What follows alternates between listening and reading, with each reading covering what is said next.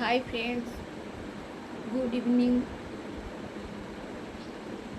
তোমরা সকলে কেমন আছো? আশা করি ভালো আছো। আমার নতুন ইউটিউব চ্যানেলে তোমাদের সবাইকে স্বাগত জানাই। আশা করি তোমরা সবাই আমার পাশে থাকবে, আমাকে সাপোর্ট করো এই নতুন চ্যানেলে।